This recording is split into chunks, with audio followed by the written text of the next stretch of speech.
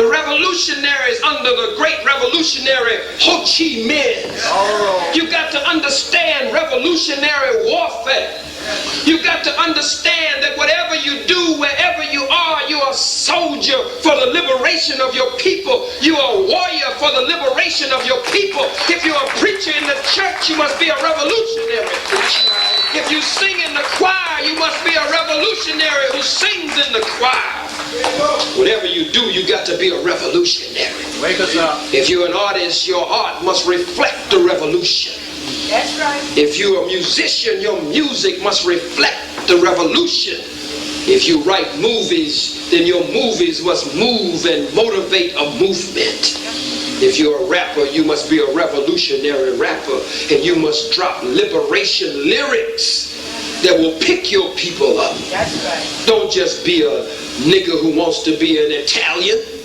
Talking about you a gangster rapper. And every time we see you, you trying to be some so-called Jew or so-called Italian mobster. You trying to be Al Capone, the Teflon Don, looking like a damn fool on MTV and BET, disgracing us before the world. Looking like some damn Italian mafioso.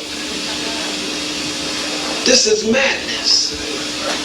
Revolution means complete, constructive change.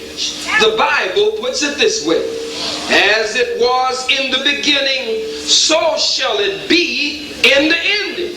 But you got to know how it was in the beginning if you're going to make the end come out right. How was it in the beginning? You're the mother and father of civilization. While the white man was crawling around on his all fours, you gave civilization to the world.